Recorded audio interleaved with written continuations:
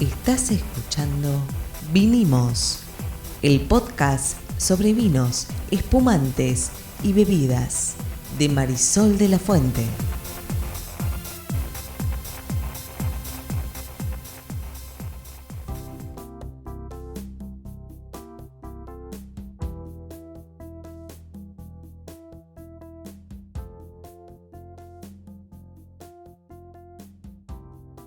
Mi nombre es Marisol de la Fuente y soy sommelier. Y yo soy Ariel Torres, soy el que hace las preguntas del que no sabe en este podcast y hoy tenemos una edición especial. Claro, porque son las 5 preguntas que me hacen más frecuentemente acerca de vinos. Y la primera tiene que ver obviamente con la temperatura. ¿Hay que hervir el vino? No. No era eso, no, perdón.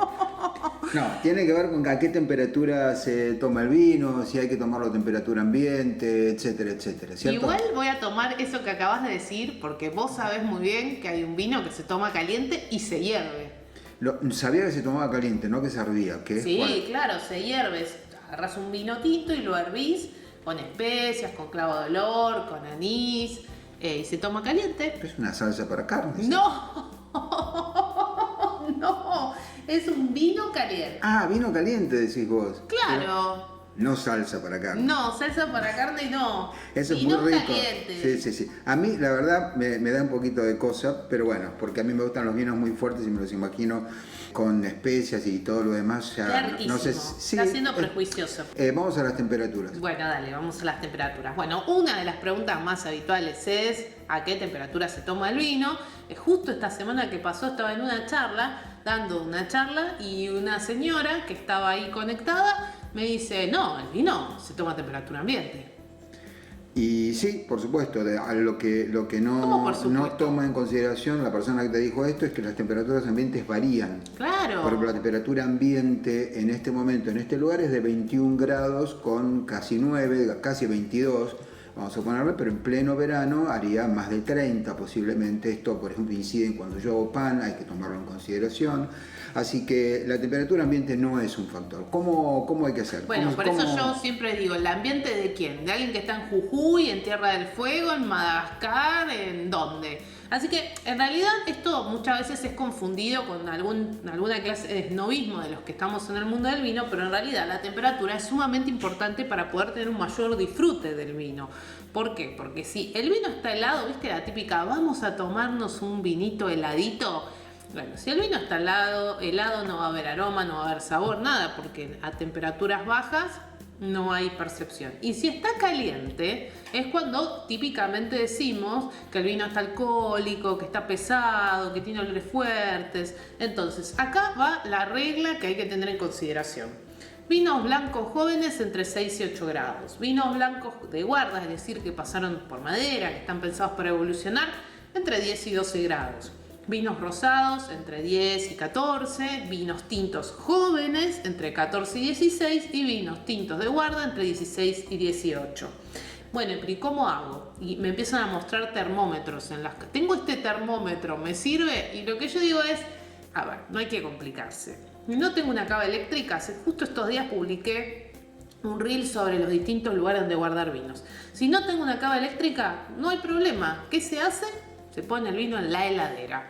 2 horitas si es blanco, 1 horita, 45 minutos si es tinto. Lo importante es que esté fresco, a la temperatura correcta para tomar.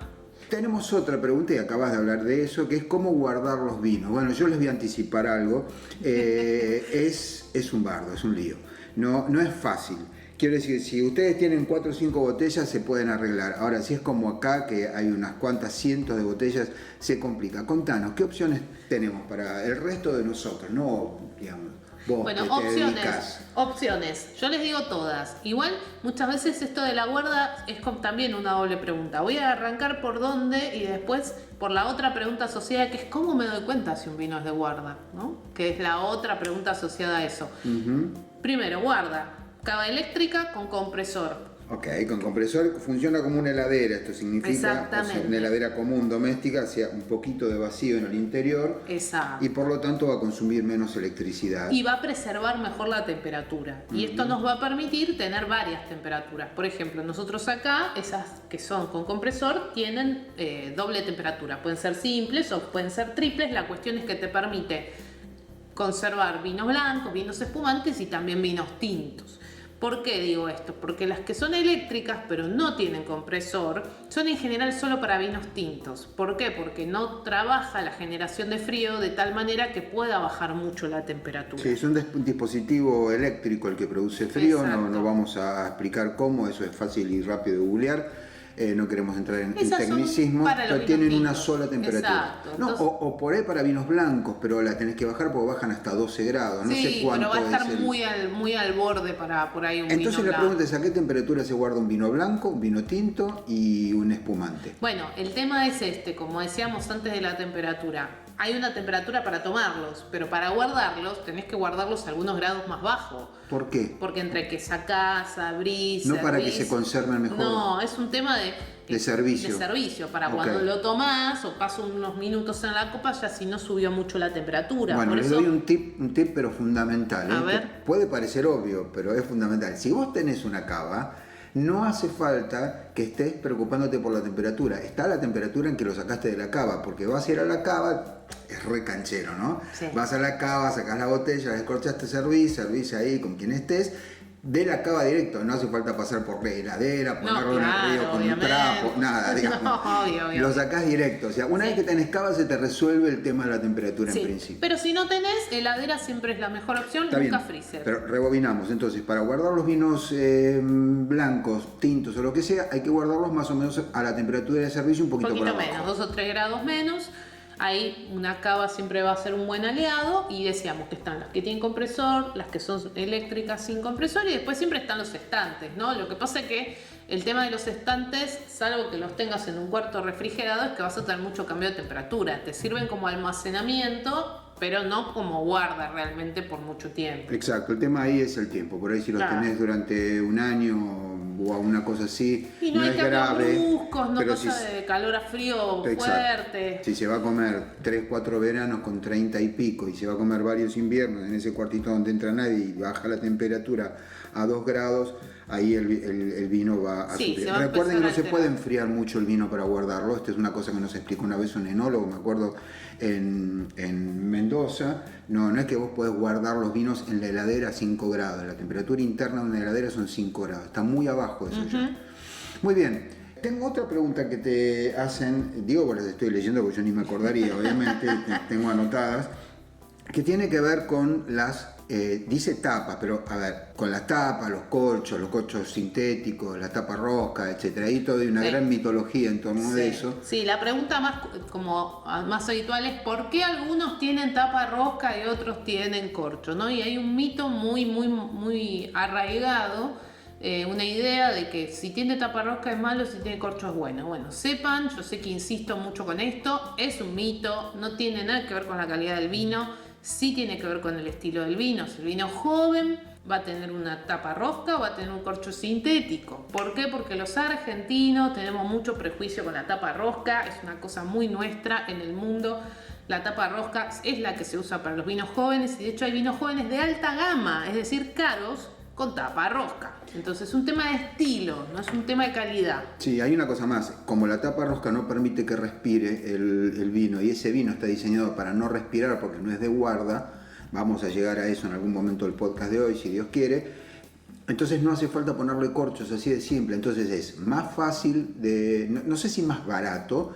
Lo cierto es que el alcornoque, o sea, el árbol que da el corcho, es un árbol, quiero decir, sería preferible por ahí utilizar un material que sea renovable, como es el caso del metal, que se puede reciclar. Sí, ahí la cuestión es que el vino joven va a tener en general tapa rosca o corcho sintético. El de guarda va a tener o el corcho de alcornoque, de la corteza del árbol, o corcho sustentable, que son los que se están haciendo ahora con caña de azúcar. En cualquiera de los dos casos, quienes hacen esos corchos tienen muy medido la cantidad de oxígeno que puede pasar a través de ese material. y sepamos que un vino que está pensado para evolucionar dentro de la botella va a requerir de la interacción del oxígeno para que esa evolución ocurra. Entonces, de vuelta, no es un tema de calidad, es que en un caso estamos hablando de vinos que no queremos que tengan interacción con oxígeno porque son jóvenes y la bodega quiere que te los tomes tal como salieron de la bodega. Y en el otro caso sí estamos hablando de un vino que requiere del oxígeno para su evolución dentro de la botella. Muy bien, tenemos también el tema del decantador. Bueno, el decantador es como el non plus ultra. Si vos ves un decantador en la casa de alguien, son dos posibilidades. O el abuelo se dedicaba al vino y lo heredaron, o alguien ahí sabe algo de vino. Pero ¿cómo se usa? Es un misterio eso. Bueno, el decantador es el famoso florero, ese que vamos a encontrar en las barras, en los bares o en las vinotecas. Hay mucho cuestionamiento sobre el decantador en estos tiempos. La realidad es que su función es permitir la oxigenación de un vino que estuvo mucho tiempo dentro de la botella. ¿Para qué queremos que el oxígeno actúe sobre ese vino? Para abrir sus moléculas aromáticas. Ahora, ¿todos los vinos necesitan esa oxigenación? Definitivamente no. ¿Lo van a necesitar algunos de los que estuvieron 10, 15 años dentro de una botella? Es probable que sí. Muchos vinos en su contraetiqueta te van a decir decantar durante 30 minutos, durante 1 hora, durante 2 horas. Hacelo. Si lo dice, hacelo. Si podés hacerlo. Si no tengo un decantador, ¿no voy a poder disfrutar de mi vino? No es así. Podés abrirlo un rato antes y que esté en la botella. Sí es cierto que hay decantadores que son preciosos. Hay unos de Riedel con formas, cosas divinas. Sí es cierto que para algunos vinos es aconsejable, no significa que si no decantás no vas a poder disfrutar de tu vino. Cuando moves la copa oxigenás, cuando haces un buchecito en la boca oxigenás, cuando el vino se queda un rato en la copa se está oxigenando. Sí es cierto que en algunos casos se recomienda el uso del decantador. Tenemos, aparte del decantador, si no es del mejor cristal del mundo, funciona igual. Ahí es una cuestión física del oxígeno, si el otro va a quedar más lindo nada más. Hay una pregunta que es bastante frecuente, que es la de si todos los vinos mejoran con el paso del tiempo. ¿Y cuál es la respuesta, Torres? Definitivamente sí, no. No tengo idea, por eso te lo estoy preguntando.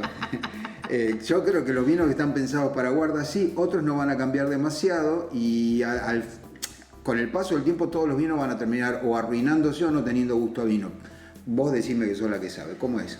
Si es un vino joven, no va a mejorar con el tiempo porque está pensado para ser tomado joven, fresco, frutado. ¿Qué le falta? ¿Qué es lo que no tiene? Y no, le va a faltar algo de carga tánica, le va a faltar un montón de componentes de la intensidad de ese vino que no estuvo pensado para evolucionar. El vino se piensa en el viñedo. Desde el momento en que logras mayor concentración en la uva, porque tenés menos plantas, porque haces raleo, porque buscas una calidad de uva que te va a dar un tipo de vino que va a poder evolucionar. Un vino joven está pensado para ser tomado en el momento, está mucha bien. Frescura, buena acidez, carga tánica baja. Yo te entiendo la parte de está pensado, pero con pensar no hacemos nada. Yo pienso al lado de mi coche, quiero que vuele, no va a volar. Entonces, pensar lo que significa elegir, por ejemplo, una combinación al final de distintos mostos fermentados, ¿sería?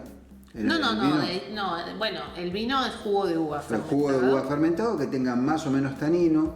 Sí, ciertas o que tenga características de acidez, de volumen, bueno, hay toda una serie de características que se tienen en consideración y que tienen que ver también con el proceso productivo para definir si un vino es para un tipo de vino joven o para un tipo de vino que creemos que puede evolucionar con el tiempo. ¿Y cómo nos damos cuenta de que un vino es para guarda, lo podemos finalmente darle uso a esa cava que nos costó tanta plata, ponerlo ahí y esperar 15 años para tomarlo y decir, ¿ves? Tenía razón. No, en serio, es una experiencia increíble los vinos añejados, como se decía antes. Hoy no usamos más esa palabra. ¿Cómo nos damos cuenta? A ver, vamos a resolver pregunta por pregunta. 1. Todos los vinos que se mejoran con el tiempo, falso. Sí, falso. Mejoran aquellos que están pensados y tampoco es que mejoran, evolucionan, cambian. Sí. ¿Cómo nos damos cuenta?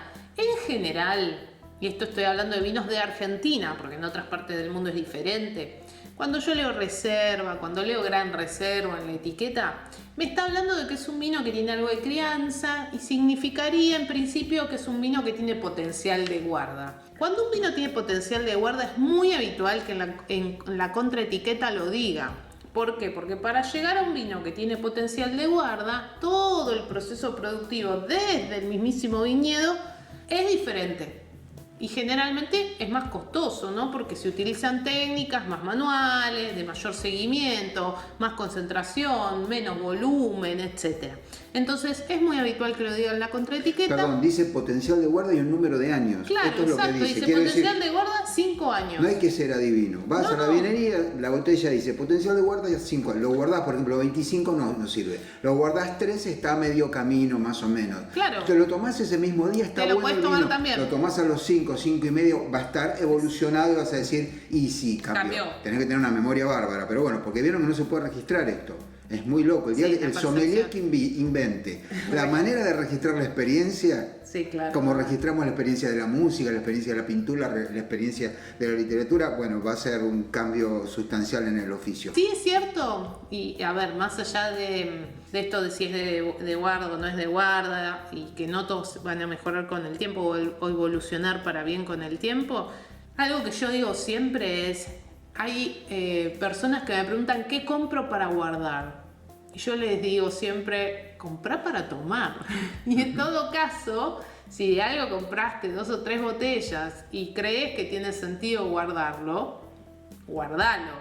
Pero comprá para tomar, no para guardar. Sí, yo entiendo lo que decís, pero también entiendo a la persona que te pregunta eso, porque en esto de guardar vinos hay algo aspiracional. Puede ser. Me pasaba a mí cuando la verdad no tenía cava ni nada donde guardarlo, y por ahí compraba un buen vino y decía, alguna vez voy a poder guardar este vino, y te lo tomabas en el momento, porque tampoco había, no es que podías... cultura que hay, No, aparte de eso no había guita, quiero decir, no es que uno iba y se compraba 5 cajas de un vino carísimo y decía, bueno, guardo. Claro. Entonces, hay algo sí de que comprar un muy buen vino que tiene potencial, tiene potencial, y está bueno que tenga potencial. Sí.